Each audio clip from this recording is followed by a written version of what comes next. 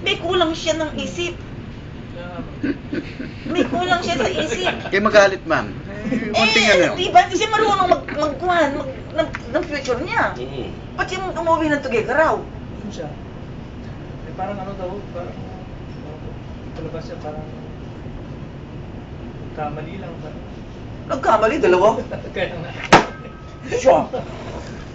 Oo, ma'am, yung una pa nagkamali. Yung pangalawa nagkamali uli. Lucid din Baka si Rico Puno yung nagkamali nun. Pag full moon, Yung una nagigante. Palagay ko si Rico Puno yun. Tapos patawarin mo na, bumalik ka Tawarin mo na. na. Ay, nako. Nako. Mr. Downs, binibidyo ko siya. Yung kanyang pamumutas na yan. Ilalagay ko sa YouTube. Pero ang bilis, ano? Kanina lang, tinatayuan niya yun, no? Parang dinosaur siya, ano? Ilalagay ko sa YouTube yan. 2 minutes, pwede na 2 minutes. So, nasan siya ngayon?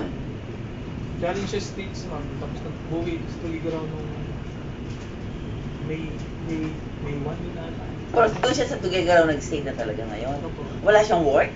Wala siyang work. Ay, engot talaga siya. Business, wala. Hindi ko lang alam siya. Paano yung mga anak Yung- niya? Engot talaga siya. Nasa Ma, Olivers kayo, ah. Oo. Nanay, tatay niya. Something is wrong with her.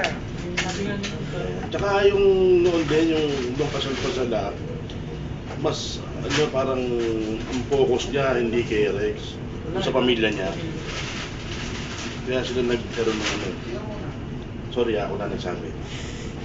Yes, father. okay, Babet. Char. Mukhang alam mo na yung talambuhay ni Rex, ha? Siyempre, Teka muna, bakit naman siya... Ano, Ma'am, mag-honest dili kayo ng konti.